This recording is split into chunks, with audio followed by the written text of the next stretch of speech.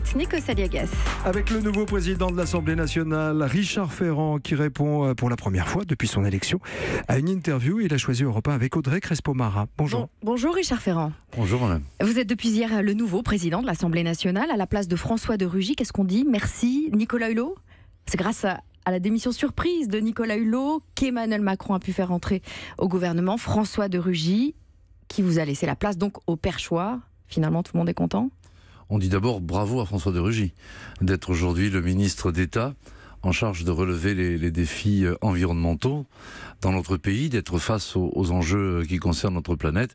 Mais ne voyez pas ça comme un jeu de chaises musicales. Après tout, personne n'a demandé à Nicolas Hulot de partir. Vous avez été élu avec 52% des voix seulement, moins largement que prévu.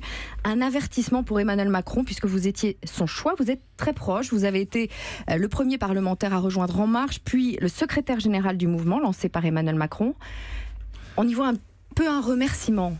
Avons-nous tort? D'abord, permettez-moi d'observer que, vous savez, lorsqu'on est élu à 52% au premier tour, j'entends bien les chroniques, mais enfin, il y a toujours d'en être satisfait. Et les députés de la majorité représentent 62% pour oui, et permettez-moi d'ajouter que lorsque vous savez, la majorité, elle marche sur deux jambes, le Modem et la République En Marche.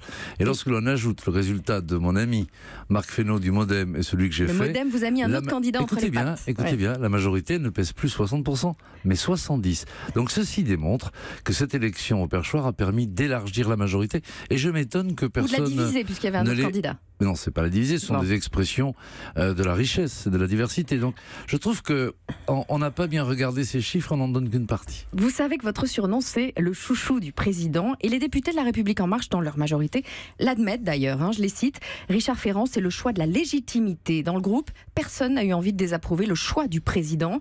Un autre dit ceci: nous avons un groupe légitimiste où la discipline reste forte. Bien, écoutez, d'abord, chouchou, j'espère que ce pseudo-surnom ne survivra pas. Je ne pense pas que nous ayons avec le président de la République des relations qui puissent me permettre de se qualifier. Très amical. Très amical, mais pour le reste, j'étais le président du groupe. Par conséquent, dès l'instant que François de Rugy quittait sa fonction, j'étais en effet le candidat légitime du groupe. Et par conséquent, le groupe a voté pour son président. En tout cas, ça ne me paraît pas particulièrement extravagant. Richard Ferrand, beaucoup auraient préféré un visage plus nouveau monde à la présidence de l'Assemblée nationale, et même un visage plus féminin. Vous me trouvez ringard, c'est ça? Non, mais est-ce que vous comprenez que certains disent que vous ne représentez pas la modernité en politique? Vous savez, ce qui est important, c'est de l'avoir créé. Car voyez-vous, avec Emmanuel Macron, c'est par la création d'En Marche que nous avons permis que se fasse le renouvellement, que nous avons permis que notre groupe soit paritaire, que nous avons donc permis que toutes les instances de l'Assemblée nationale soient également paritaires. Vous ne répondez pas sur la modernité. Vous savez, ce n'est pas une question individuelle de savoir ce que l'on incarne. Ce qui est important, c'est ce que l'on fait et ce que l'on crée. Vous avez déclaré: vous me pardonnerez de ne pas être une dame.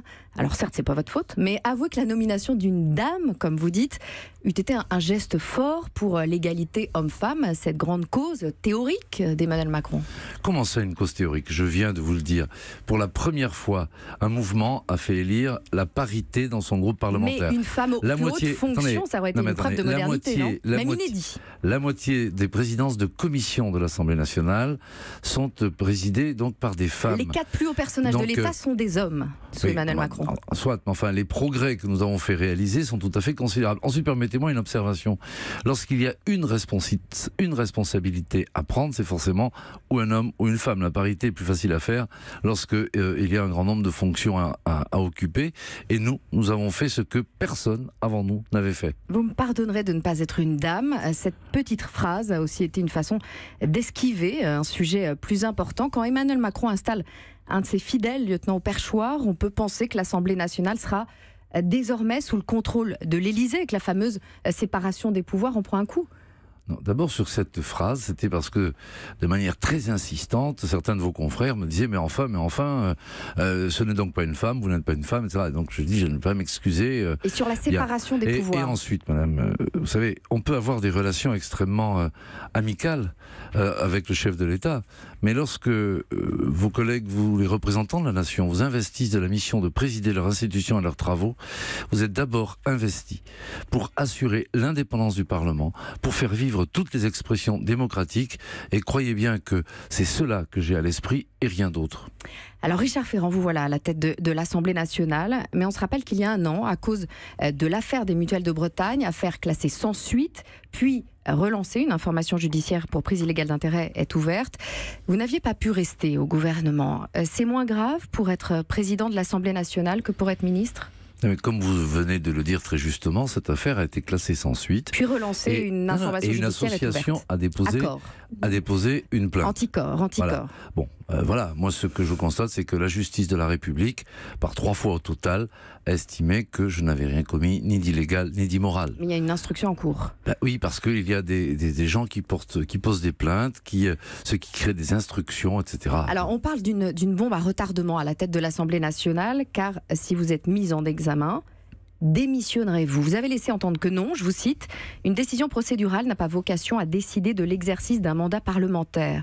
Donc, même mise en examen, vous resterez à la tête de l'Assemblée nationale? Non, mais je ne viens pas avec vous faire des spéculations sur des questions qui ne se posent pas. Mais donc cas de mise en examen, ça peut se poser. Mais pourquoi voudriez-vous? Parce qu'il y a une instruction en cours. Mais pourquoi voudriez-vous, alors que le parquet a déjà eu l'occasion de se prononcer, etc., que ce que vous imaginez se produise? Donc, parce qu'une instruction est en cours. Oui, soit, eh bien, nous verrons la fin de l'instruction. Donc vous n'envisagez pas du tout cette hypothèse? En tout cas, je ne réponds pas aux questions qui ne se posent pas. Elle se pose. Bien, je vous dis que non.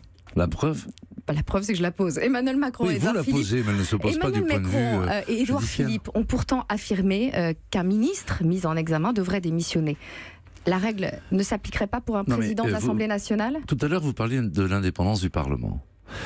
En France, il y a un principe fondamental qui est la séparation des pouvoirs. Ça signifie que l'exécutif a ses règles, son fonctionnement, que l'autorité judiciaire a son indépendance. Et l'exemplarité pour le président de l'Assemblée nationale? Et que le Parlement a lui-même son indépendance. Et que par conséquent, les parlementaires n'ont pas à être dans la main de l'autorité judiciaire. Vous savez comme moi qu'il y a un certain nombre de parlementaires mis en examen et qui peuvent continuer à exercer leur mandat puisqu'ils sont là par la volonté du peuple. Ils n'ont pas été nommés par l'exécutif. Donc c'est valable pour le président de l'Assemblée nationale. C'est cela qu'il faut avoir à l'esprit. Et on ne peut pas à la fois me dire qu'il faut garantir l'indépendance du Parlement et soudainement dire que celle-ci ne vaudrait plus. Donc c'est cela aussi, respecter nos institutions. Richard Ferrand, qui alors pour vous succéder à la tête du groupe La République En Marche à l'Assemblée nationale? On parle de Barbara Pompili, Amélie de Montchalin, Laetitia Avia. Pour ce poste-ci, une dame serait-elle la bienvenue? C'est un poste moins important, mais ça donnerait l'impression d'équilibrer? Non mais je crois que nos collègues, vous avez cité un certain nombre de collègues qui pourraient être candidates, mais ce sont les 310 députés de La République En Marche qui choisiront leur présidente ou leur président. Et qu'importe le bureau du groupe a décidé de ne pas flécher spécifiquement cette responsabilité. Quant à moi, aujourd'hui, je n'ai pas à me consacrer à la vie interne d'un groupe. Je dois m'occuper de l'ensemble de la vie des groupes de l'Assemblée nationale qui sont la diversité de nos territoires et de nos familles de pensée. Merci Richard Ferrand. Merci à vous.